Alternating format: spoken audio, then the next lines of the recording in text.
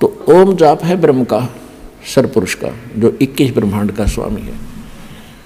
और जो तत् है ये है अक्षर पुरुष का, जो 7 संग ब्रह्मांड का स्वामी है, जिसको पर ब्रह्म, नेक्स्ट ब्रह्म भी कहते हैं। ये सांकेतिक है, ये इस दास के पास है, कोड वर्ड है ये। और सत भी कोड वर्ड है, सांकेतिक शब्द है। ये है परम अक्षर ब्रह्म के मंत्र जाप करने का। इसको सार शब्द भी कहते हैं, इसको सार नाम भी कहते हैं, इसको सार शब्द कहते हैं, आदि नाम कहते हैं, इसको विधेय नाम भी कहते हैं। वो मंत्र हटके है, ये सत नहीं है, ये कोड वर्ड है। तो इस प्रकार वो तीसरा जो मंत्र है वो सार नाम है, उसको आदि नाम, आदि विधेय नाम और सार शब्द भी कहते हैं। तो अब जो 3 मंत्र का जो जाप है उस परमात्मा के पाने का, अब ओम तो ब्रह्म का सबको पता है, गीता ज्ञानदाता ब्रह्म है, श्री कृष्ण जी में बोल रहा है। वो खुद कहता 8वें अध्याय के 13वें श्लोक में कि ओम इति एकाक्षरम ब्रह्म व्यवहारण माम अनुसमरण। माम माने मुझ, ब्रह्म माने ब्रह्म का, मुझ ब्रह्म का यह एक ओम मंत्र है और कुछ नहीं, बस इति यही। और अंतिम सांस तक जो इसका जाप करता हुआ शरीर त्याग कर जाता है तो ओम से मिलने वाली परमगति को प्राप्त होता है। ओम की परमगति क्या है, ओम से क्या उपलब्धि होगी? ब्रह्मलोक में जागा।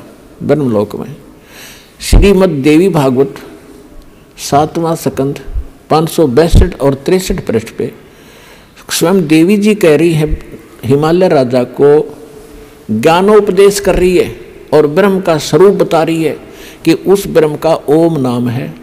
ओम नाम का जाप कर हृदय से उसको पाने का उद्देश्य रख और फिर वहाँ चला जाएगा, ब्रह्मलोक को प्राप्त होगा। उस ब्रह्म को प्राप्त होगा, वो ब्रह्म ब्रह्मलोक रूपी दिव्य आकाश में रहता है। यानी ब्रह्म का साधक, ओम नाम का जाप करने वाला ब्रह्मलोक में जागा। वो ब्रह्म की साधना करा, सरपुरुष की, 21 ब्रह्मांड के स्वामी की, काल की साधना करा है। गीता अध्याय नंबर 8 के श्लोक नंबर 16 में कहा है कि ब्रह्मलोक में गए हुए प्राणी भी पुनरावृत्ति में उनकी जन्म मृत्यु सदा बनी रहेगी। वो ये स्पष्ट कर ही चुका है कि अर्जुन तेरे और मेरे बहुत जन्म हो चुके, तू नहीं जानता, मैं जानता हूँ। अपन आत्माओं अब आम वर्द हो गए, आम पढ़ने लग गए, जब हमारी एज के तकरीबन शिक्षित हैं।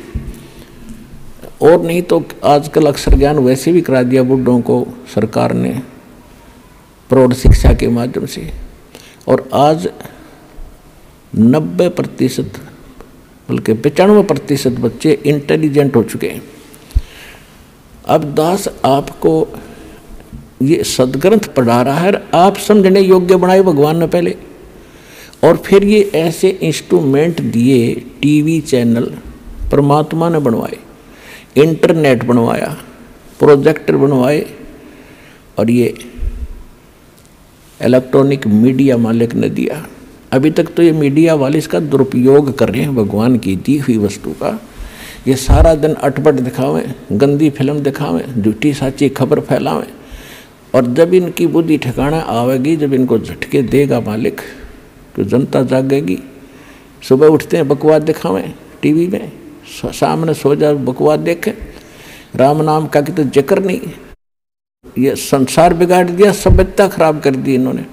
तो अब धीरे धीरे लोग उन पर प्रेशर देंगे, बकवास बंद करो और बढ़िया बात भगवान की चलाओ, बच्चों का भी भविष्य उज्जवल हो और हमें भी चैन की सांस आवे।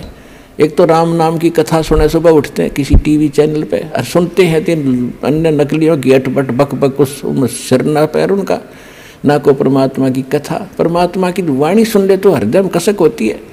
ये सारा दिन अटपट करे, सैकड़ों संत, सैकड़ों चैनल बना दिए। तो जब तक आत्मा को उसका असली आहार नहीं मिलेगा या उठ नहीं सकती, उभर नहीं सकती, और वो उभारने का तरीका परमात्मा की वो वाणी सूक्ष्म वेद वाली इसको मिले, और वो उस वाणी का फिर बोलने वाला अधिकारी हो। आम व्यक्ति भी इस वाणी ने सुनाए जा, उसका असर नहीं हो सकता।